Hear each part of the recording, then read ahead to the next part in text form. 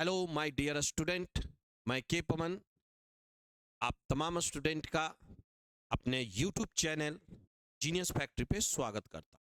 उम्मीद है आप मस्त होंगे और आपकी पढ़ाई जबरदस्त तरीके से चल रही होगी। मैं आज फिर से एक बार आपके लिए प्रीवियस ईयर्स क्वेश्चंस को डिस्कशन के लिए लेकर आया हूं। मैंने आपको पिछले वीडियो में समझाया है, यदि बिहार बोर्ड में अच्छा अंक प्राप्त करना है तो उसके लिए हमें एक स्ट्रैटेजी के तहत, एक रणनीति के तहत काम करना होगा। और हमारी सबसे अच्छी रणनीति होगी कि हम लोग पिछले वर्षों में आए हुए क्वेश्चन को यदि कर लेते हैं और उन पे अपनी संकल्पना विकसित कर लेते हैं तो बिहार बोर्ड का क्वेश्चन पूछने का जो पैटर्न रहा है उसमें आप यदि एनालाइज करेंगे प्रीवियस ईयर्स के क्वेश्चन को तो क्वेश्चन का रिपीटेशन बहुत ज्यादा रहा है। मैं ये नहीं कह रहा कि भाई हूबहू क्वेश्चन, लेकिन संकल्पनाएं वही रही हैं। तो मैं इसी रणनीति के तहत आपको सबसे पहले 2009 से 2024 तक, यानी 2009 टू 2024 तक मैं आपको क्वेश्चन सब करा दूंगा, जिससे आपको उन क्वेश्चन पर संकल्पना भी विकसित हो जाएगी और आप अच्छे तरीके से उस क्वेश्चन को समझ भी पाएंगे। तो आज के सेशन में हम लोग प्रीवियस ईयर्स में 2020 में आए हुए क्वेश्चन को डिस्कशन करेंगे। अब बिना समय गंवाए हुए हम अपने गोल की ओर बढ़ते हैं। तो ये रहा स्क्रीन पे हमारा पहला क्वेश्चन। ठीक है, फर्स्ट क्वेश्चन। हाँ, जो इंग्लिश मीडियम के स्टूडेंट है उनसे मैं क्षमा प्रार्थी हूं कि आज का जो क्वेश्चन है वो हिंदी मीडियम में ही है। मैं आपकी सुविधा के लिए मैं टर्म इंग्लिश मीडियम में यूज करूंगा और मैं उम्मीद करता हूं आप इससे लाभान्वित होंगे, आपको कोई परेशानी नहीं होगी। जैसे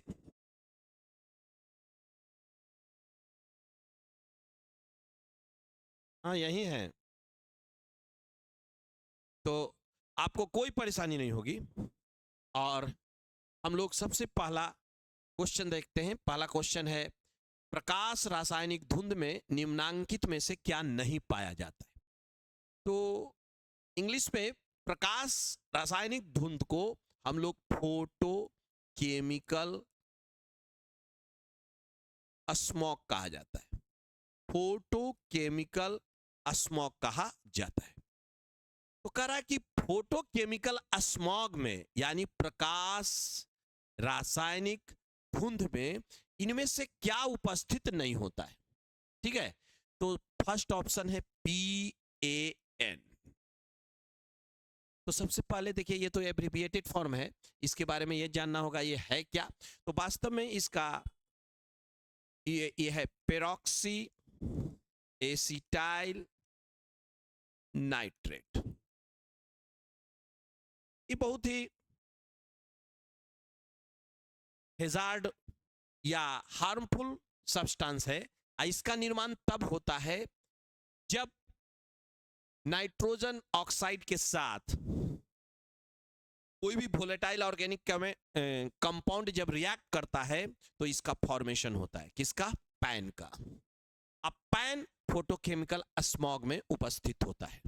ठीक है, तो पैन यानी पेरोक्सी एसिटाइल नाइट्रेट, ये फोटोकेमिकल स्मॉग में है। ये सल्फर डाइऑक्साइड और सल्फर ट्राइऑक्साइड भी होता है। इन्हीं सबों के कारण फोटोकेमिकल स्मॉग में देखिएगा आंख से आंसू निकलता है, टीयर्स निकलता है। और फोटोकेमिकल स्मॉग में जो नहीं होता वो है कार्बन डाइऑक्साइड। यद्यपि कार्बन मोनोऑक्साइड होता है जो इसके रेट ऑफ रिएक्शन को भी बढ़ा देता है। ठीक, नाइट्रोजन ऑक्साइड और जो वोलेटाइल ऑर्गेनिक कंपाउंड होते हैं वो रेट ऑफ रिएक्शन को बढ़ा देता है। ठीक है, तो हमारा क्वेश्चन, फर्स्ट क्वेश्चन का आंसर हो गया डी। चलिए हम नेक्स्ट क्वेश्चन की ओर बढ़ते हैं। हमारा जो नेक्स्ट क्वेश्चन है नेक्स्ट क्वेश्चन कहता है निम्न में से कौन प्रारंभ कूट है? ठीक है, प्रारंभ कूट का मतलब हो गया, इंग्लिश मीडियम के स्टूडेंट ध्यान देंगे, इनिशिएशन कोडॉन। इसमें से इनिशिएशन कोडॉन क्या है या इनिशिएशन कोड कौन है? तो जेनेटिक कोड में हम लोग टर्मिनेशन कोडॉन यानी समापन कोडॉन, प्रारंभन कोडॉन, तो इनिशिएशन कोडॉन के बारे में पढ़े। इनिशिएशन कोडॉन जो प्रोटीन यानी ट्रांसलेशन की प्रक्रिया को स्टार्ट करता है। ठीक है, तो यहां पे हमारा आंसर जाएगा, हमारा आंसर है बी। क्या आंसर है? बी।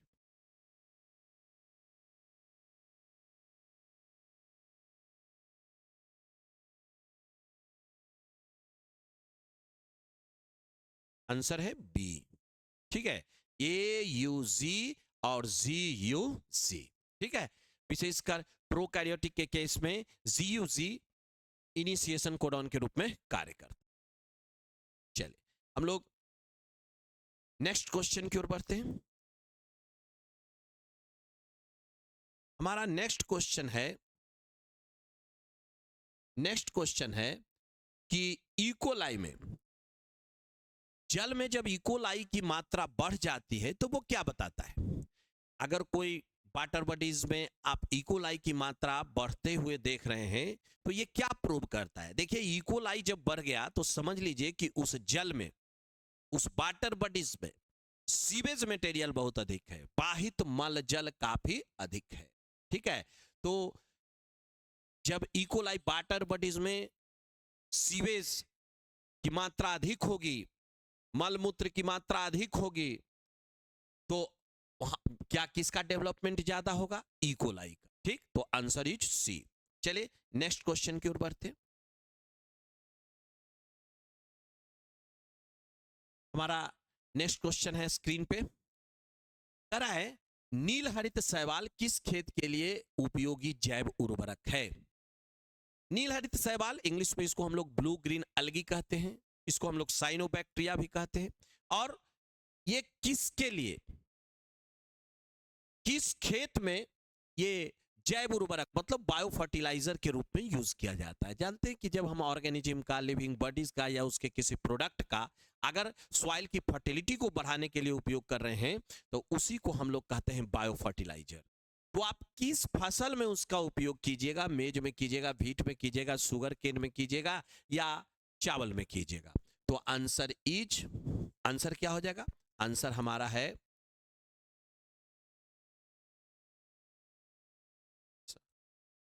आंसर है डी।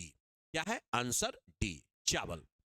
ठीक है, नेक्स्ट, हमारा नेक्स्ट क्वेश्चन है,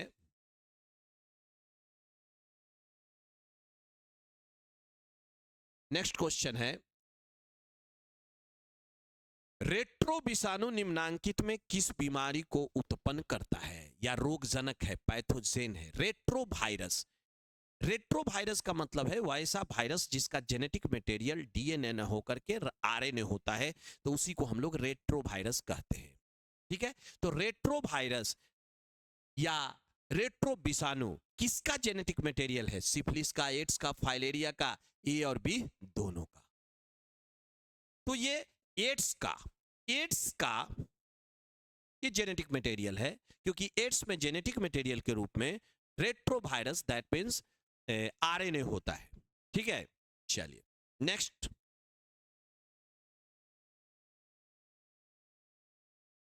नेक्स्ट क्वेश्चन है 6 नंबर क्वेश्चन।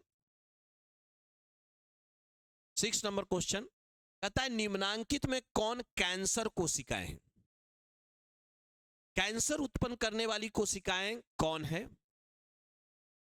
प्लाज्मा सेल, हेला सेल, मेमोरी सेल और टी सेल।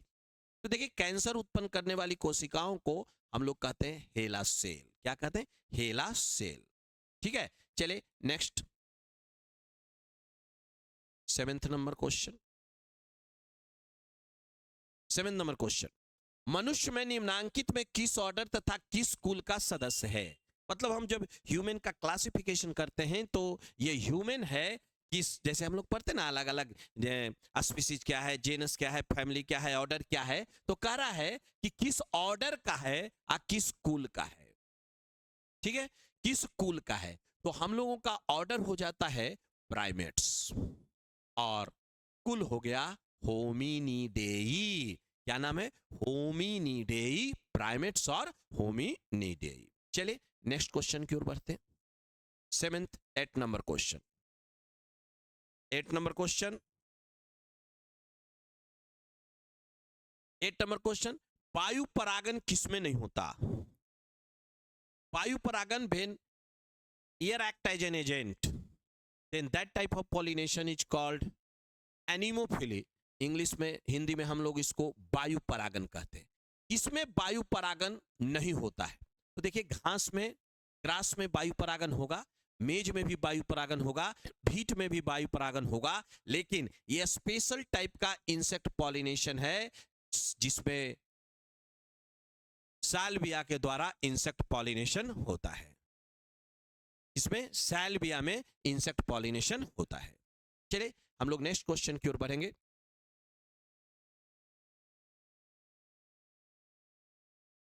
कहता है, पौधे जो जलीय वातावरण में नहीं पाए जाते, मतलब आप में इन चारों प्लांट्स में यह बताना है कि कौन इक्वेटिक प्लांट नहीं है। हाइड्रिला इक्वेटिक प्लांट है, ट्रैपा इक्वेटिक प्लांट है, ये निलिम्बो नुसिफेरा की बात कर रहा है, जो इसको आप लोटस कह सकते हैं। ये तीनों का तीनों इक्वेटिक प्लांट है, लेकिन बबूल, एकासिया, ये इक्वेटिक प्लांट नहीं है, जेरोफाइटिक प्लांट है। चलिए नेक्स्ट क्वेश्चन की ओर बढ़ते हैं। हमारा नेक्स्ट क्वेश्चन है,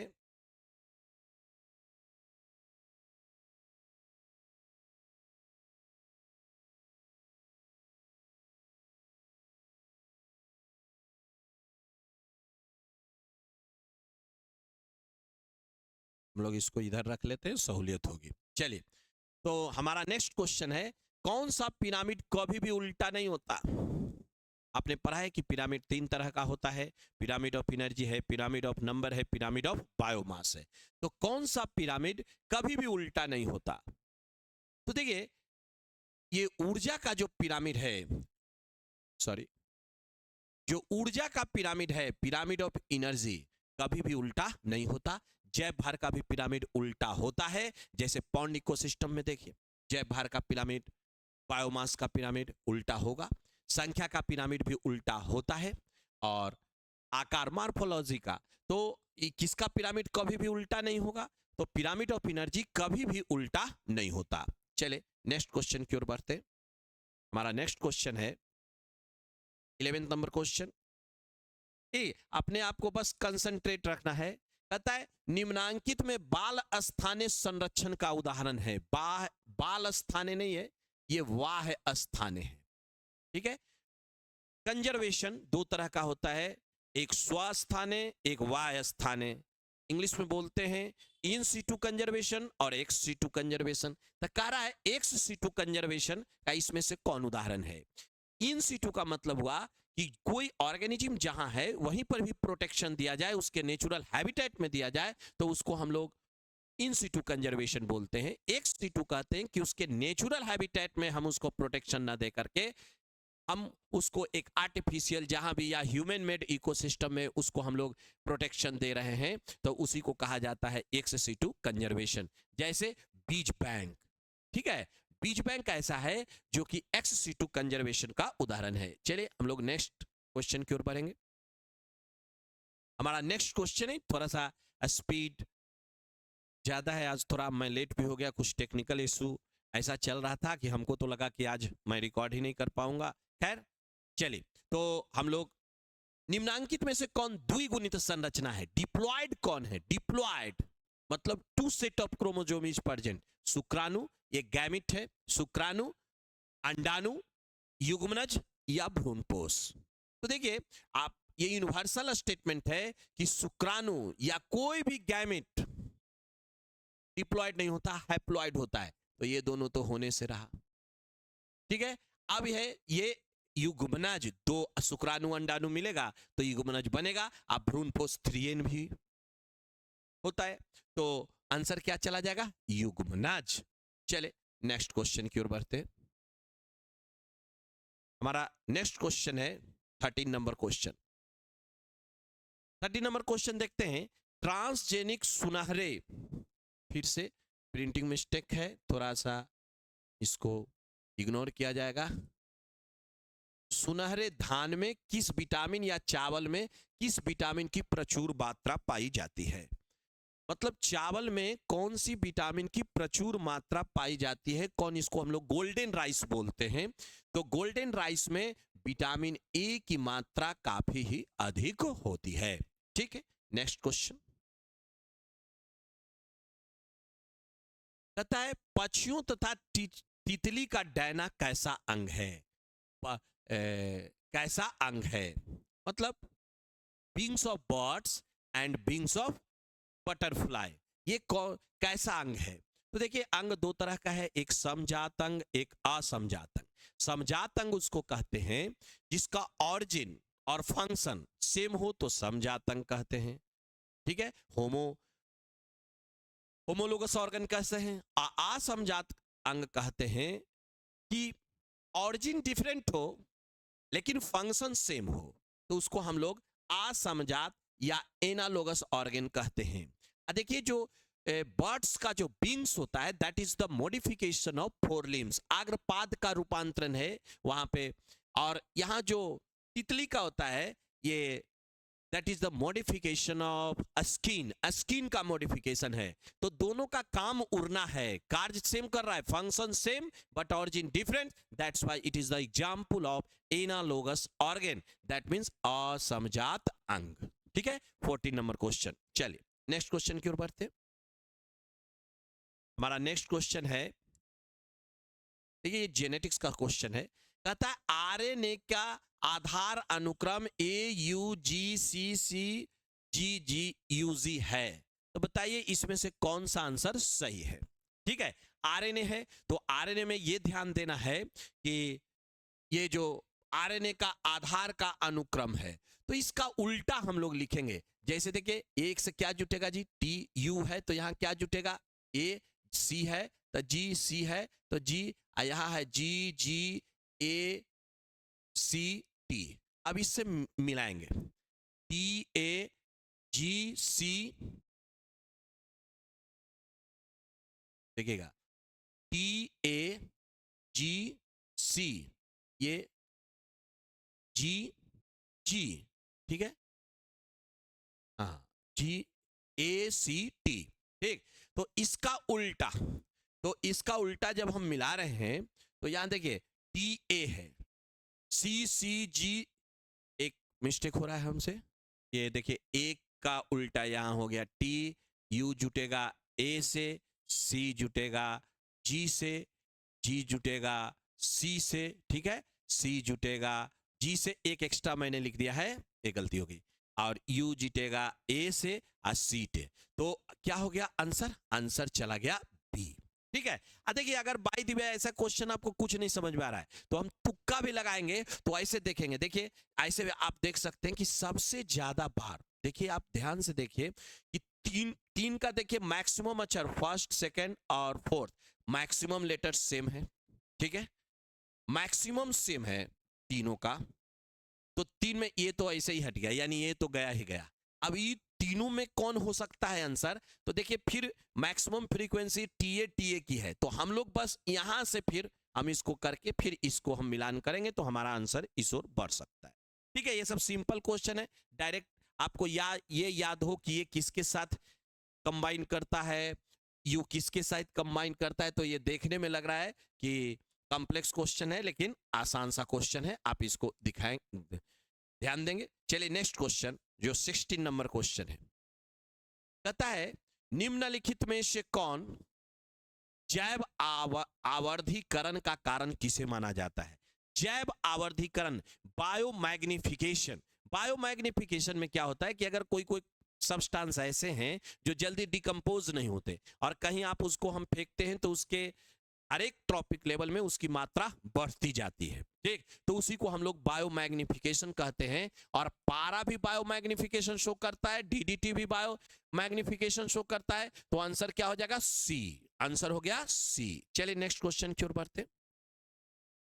हमारा ये 17 नंबर क्वेश्चन है, कहता है निम्नांकित में प्लाज्मिड, थोड़ा देखिएगा ये टाइपिंग मिस्टेक है, ये कह रहा है प्लाज्मिड कौन है,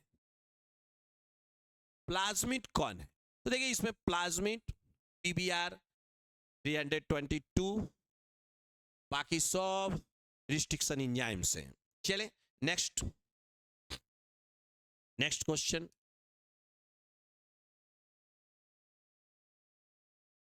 कहता है मनुष्य में प्लाज्मोडियम की संक्रमण अवस्था क्या है, मतलब इन्फेक्टिव स्टेज कौन है मनुष्य में। तो मनुष्य में प्लाज्मोडियम की जो इन्फेक्टिव स्टेज है उसको हम लोग कहते हैं स्पोरोजोइट्स। ठीक है, चलिए नेक्स्ट क्वेश्चन की ओर बढ़ते हैं। सॉरी,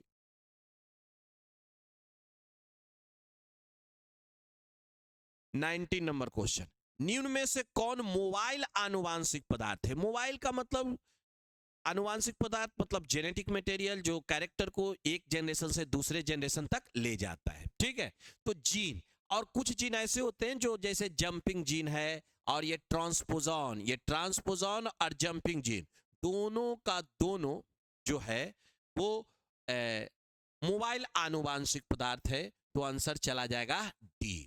ठीक है, नेक्स्ट क्वेश्चन की ओर हम लोग बढ़ेंगे। हमारा नेक्स्ट क्वेश्चन है 20 नंबर क्वेश्चन।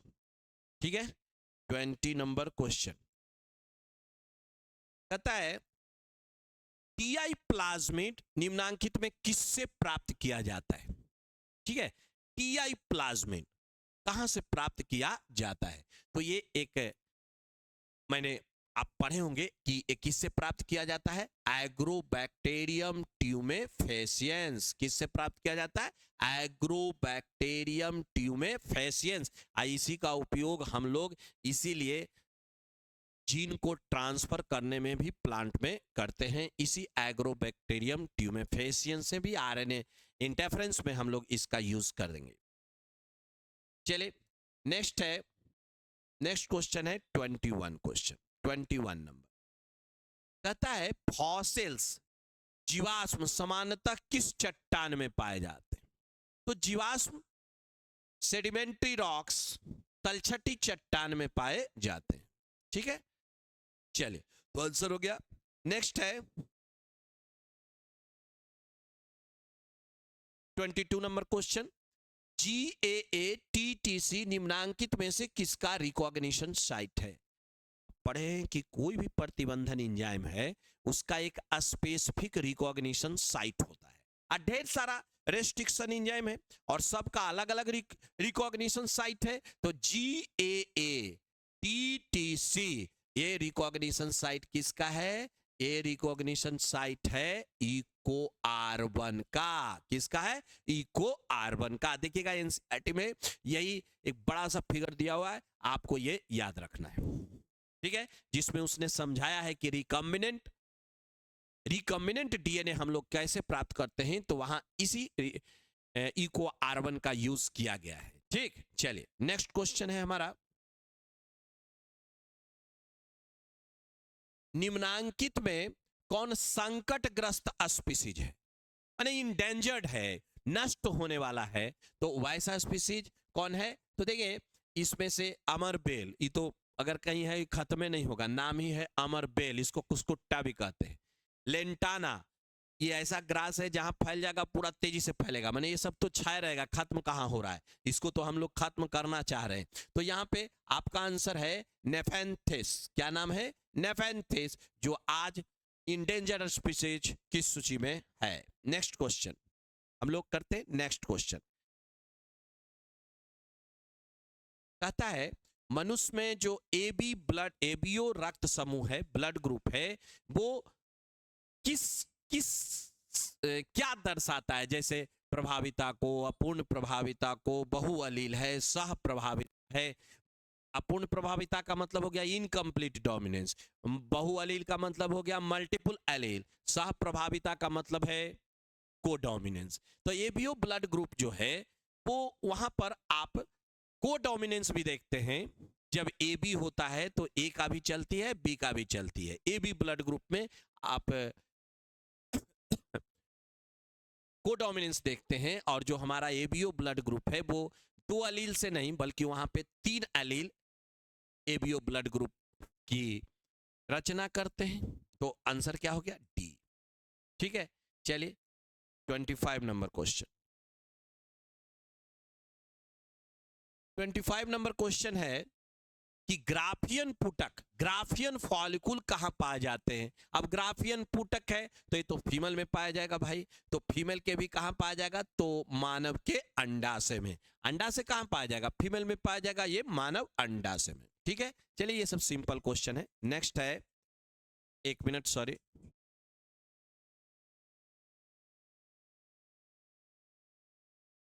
एक मिनट।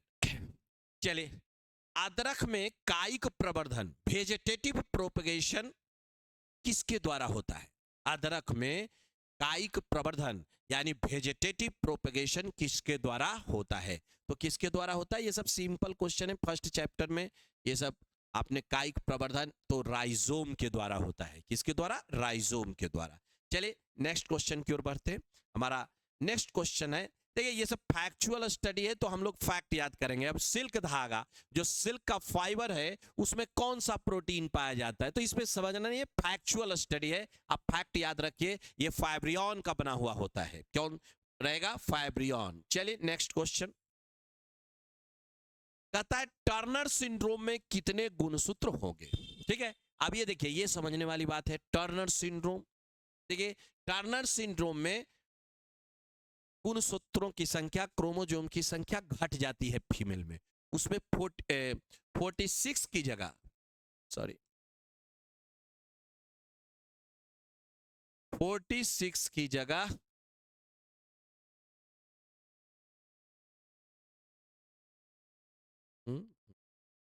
उसमें 46 की जगह 45 ही रहता है। अब यह है कि ये एक घटता कौन है? तो जनरली क्या होता है, फीमेल में 44 अब प्लस XX, लेकिन जो महिला अगर टर्नर सिंड्रोम से पीड़ित हो गई, सफर कर रही है, तो उसमें 4 प्लस X0। कहने का मतलब है कि एक क्रोमोसोम, XX क्रोमोसोम कम हो जाता है, और ऐसा हो जाने से क्या हो जाता है कि महिला में सेकेंडरी सेक्सुअल कैरेक्टर या इनफर्टिलिटी, महिला ठीकने कद की होती है, उसमें यूटेरस का सही से विकास नहीं होता, मैमेरी ग्लैंड का सही से विकास नहीं होता, ये सब समस्याएं होती है। तो आपको याद रखना पड़ेगा कि एक एक्स क्रोमोसोम उसमें घट जाता है। कौन में? टर्नर सिंड्रोम में। तो टोटल गुणसूत्र कितने हो जाएंगे? 45। चले नेक्स्ट, हमारा नेक्स्ट है, फिर ये देखिए ये फैक्चुअल स्टडी है, जहां ये समझना नहीं, यहां रट लेना है भाई कि जो एसिड रेन होता है उसका पीएच कितना होता है? तो पीएच 4 के आसपास होगा। चलिए नेक्स्ट क्वेश्चन, 30 क्वेश्चन। अब ये भी देखिए, लिंग निर्धारण, जेड और जेड तरह का लिंग निर्धारण किस में देखा जाता है? तो सेक्स डिटर्मिनेशन 3 टाइप का आपने पढ़ाई होगा, कि जैसे XX, XY, XX, X0 या XO, और एक ZW। किस में पाया जाता है? तो पक्षी में पाया जाता है, और यहाँ पक्षी के रूप में कौन है? मोर। तो हमारा आंसर क्या हो जाएगा? मोर। चलिए 31 क्वेश्चन, एंटीबॉडी जो हमारे शरीर में हैं वो क्या है? स्टेरॉइड है, लाइपोप्रोटीन है, ग्लाइकोप्रोटीन है, क्या है? तो देखिए ये फिर से एक बार फैक्चुअल क्वेश्चन याद रखना है, ये वास्तव में ग्लाइकोप्रोटीन है। क्या है? ग्लाइकोप्रोटीन है। चलिए नेक्स्ट क्वेश्चन की ओर बढ़ते हैं। हमारा नेक्स्ट क्वेश्चन है, कहता है इसमें से जो भी, देखिए सबका सब पादप है, चाहे वो शैवाल हो, कवक हो, ब्रायोफाइट्स हो, अलगी हो, फंजाई हो या ब्रायोफाइट्स हो, ये सब का सब हैप्लॉइड होता है कि डिप्लॉइड होता है? तो सब का सब क्या होता है? हैप्लॉइड होता है। तो ये सब का सब हैप्लॉइड होता है। चलिए नेक्स्ट क्वेश्चन की ओर बढ़ते हैं। कहता है रिकॉम्बिनेंट डीएनए वैक्सीन क्या है? ठीक है, रिकॉम्बिनेंट डीएनए वैक्सीन आजकल खूब बनाया जा रहा है, बहुत कम साइड इफेक्ट होता है इसका। तो ये क्या है? तो वास्तव में फैक्चुअल स्टडी क्या है? इम्यूनोजेनिक प्रोटीन है। क्या है? इम्यूनोजेनिक प्रोटीन है।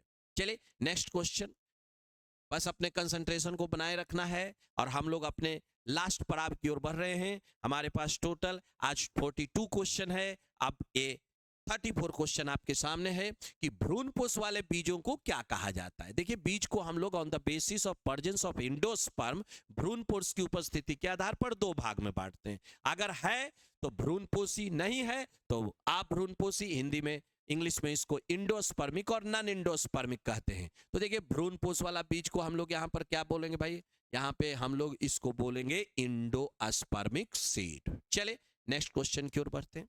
तो ये सब फैक्चुअल स्टडी आपको याद रखना पड़ेगा, ठीक है। चलिए अब हमारा है कि इसमें से जलीय जंगली घास कौन है, जलीय जंगली घास कौन है। तो देखिए हाइड्रीला भी और जलकुंभी भी जन्म करते हैं, इसको तो हम लोग टेरर ऑफ बंगाल भी कहते हैं। तो आंसर इज डी। चलिए नेक्स्ट क्वेश्चन की ओर बढ़ते हैं। हमारा नेक्स्ट क्वेश्चन है डीकंपोजर यानी अपघटक को हम लोग क्या कहते हैं। तो अपघटक को हम लोग, ये वास्तव में हेट्रोट्रॉप्स होता है और डेड ऑर्गेनिज्म पर, डेड ऑर्गेनिज्म से वो अपना पोषण प्राप्त करता है। तो क्या होता है, हेट्रोट्रॉप्स मतलब पर पोषक, ठीक है। चलिए नेक्स्ट क्वेश्चन। हमारा नेक्स्ट क्वेश्चन है, सॉरी, कॉपर टी किससे बचाव करता है। कॉपर टी हम लोग रिप्रोडक्टिव हेल्थ में पढ़े हैं। आइए, कॉपर टी निषेचन, निषेचन से बचाता है। किससे बचाता है बाबू, निषेचन से, फर्टिलाइजेशन से ये बचाएगा। चलिए नेक्स्ट क्वेश्चन, हम लोग नेक्स्ट क्वेश्चन देखेंगे। बस कंसंट्रेशन बनाए रखना है। आज का क्लास यहीं अब कुछ ही क्षणों में खत्म होने वाला है। मुझे भी थोड़ा एक जगह जाना है तो मैं थोड़ी जल्दी में भी हूं, ठीक है। चलिए, लेकिन हम लोगों को अपना रेपो बनाए हुए रखना। लगातार कोशिश मेरी होगी कि हर दिन मैं आपको वीडियो डिलीवर कर सकूं। आप जल्द से जल्द ये जो प्रीवियस ईयर्स क्वेश्चन है इसको आप अच्छे तरीके से मेमोराइज कर लें, अपनी संकल्पना को विकसित कर लें, और इसीलिए मैं हर दिन कोशिश करूंगा कि एक साल का मैं आपको उपलब्ध करा सकूं। चलिए, पॉलीमरेज श्रृंखला अभिक्रिया का क्या कार्य है, ठीक है। पीसीआर, पीसीआर में क्या होता है जी। तो पीसीआर में तो देखिए 2019 में भी ये क्वेश्चन आया था। इस वहां पे डीएनए का एम्प्लीफिकेशन होता है, ठीक, रिप्लिकेशन नहीं, एम्प्लीफिकेशन होता है। चलिए नेक्स्ट हमारा है 39 क्वेश्चन, किसकी आनुवांशिक विविधता भारत में सबसे ज्यादा है। तो बायोडाइवर्सिटी में चैप्टर में शुरुआती पैराग्राफ में भी आप एनसीईआरटी में पढ़ेंगे कि हमारे यहाँ ओराइजा सेटाइवा का, यानी कहने का मतलब राइस का बहुत सारी वेराइटियां हैं, स्ट्रेन्स हैं। उसी तरीके से आम की कई वेराइटियां उपलब्ध हैं, 1000 से ज्यादा वेराइटीज आम का उपलब्ध है। तो सबसे ज्यादा इसका। चलिए, ये कहता है किस जर्मिनल लेयर से ब्लड का और सर्कुलेटरी सिस्टम का निर्माण होता है। तो ये फैक्चुअल स्टडी है, ये आप 9th में भी पढ़े होंगे। ये मेजोडर्मल ऑरिजिन का होता है, मेजोडर्मल ऑरिजिन। चलिए अब हम लोग सेकंड लास्ट क्वेश्चन की ओर बढ़ते हैं। कहता है गोबर गैस प्लांट में कौन सा जीवाणु प्रयुक्त होता है। गोबर गैस में कौन सा जीवाणु प्रयुक्त होता है। तो कौन सा जीवाणु प्रयुक्त होता है, मिथाइनोजेन, ठीक है। मिथाइनोजेन मीथेन को उत्पन्न करता है। चलिए लास्ट क्वेश्चन आज के सेशन का, ये जो लास्ट क्वेश्चन है जिसको हम लोग करते हैं, ओकाजाकी फ्रैगमेंट कब बनता है। तो देखिए ओकाजाकी फ्रैगमेंट, आप जब डीएनए का डुप्लीकेशन पढ़े हैं तो देखिए 2 स्ट्रैंड होता है, एक लैगिंग स्ट्रैंड और एक लीडिंग स्ट्रैंड। तो ये ओकाजाकी फ्रैगमेंट का निर्माण पश्चगामी लैगिंग स्ट्रैंड पर होता है। तो आंसर क्या हो जाएगा, सी, आंसर हो जाएगा सी। और चलिए इसी के साथ आज का सेशन का ये 42 क्वेश्चन कंप्लीट हुआ, ठीक। अब हम लोग देख लेते हैं कि इस सेशन में कौन कौन सा शॉर्ट नोट्स आया था और कौन कौन सा दीर्घ उत्तरीय प्रश्न है वो आपसे बन जाना चाहिए। चलिए, कहता है पीड़क प्रतिरोधी पौधे पर संक्षिप्त टिप्पणी लिखें। पेस्ट प्रेसिस्टेंट प्लांट, सब देखिएगा मैंने सब आपको पढ़ाया है। लैंगिक तथा लैंगिक जनन में क्या अंतर है, difference between sexual and asexual and sexual reproduction. फिर कहता है टाइफाइड बीमारी कौन उत्पन्न करता है, इसके बारे में। धान तथा गेहूं की 2 इम्प्रूव्ड वेराइटीज का नाम लिखिए, ट्रांसजेनिक एनिमल का क्या इफेक्ट पड़ता है इसके बारे में है, क्रोमोजोमल अवेयरनेस या क्रोमोजोमल डिसऑर्डर से आप क्या समझते हैं, एंटीबॉडी के कार्य का वर्णन करना है, लेमार्क और डार्विन के सिद्धांत के बारे में बात है। फिर बायोडाइवर्सिटी को आप डिफाइन कीजिए, एग्रोबैक्टीरियम पर कुछ संक्षेप में लिखना है। ये सब आपका बीओडीओ उर्नक कोई हम लोग फ्लॉक्स बोलते हैं। और देखिए ये शॉर्ट नोट लिखना है कि भाई ये लिंकेज क्या है, लिंकेज ग्रुप क्या है, ये सब डायरेक्ट और इनडायरेक्ट जो लिंकेज है, यानी अगर लिंकेज पढ़ा हुआ रहे तो वास्तव में ये अलग अलग भाग में बांट दिया है। अगर लिंकेज आपका पढ़ा हुआ रहेगा तो सब बनेगा, लिंकेज क्या है, लिंकेज ग्रुप क्या है, इनकम्प्लीट लिंकेज कौन, कंप्लीट कौन, डायरेक्ट कौन, इनडायरेक्ट कौन, ये सब।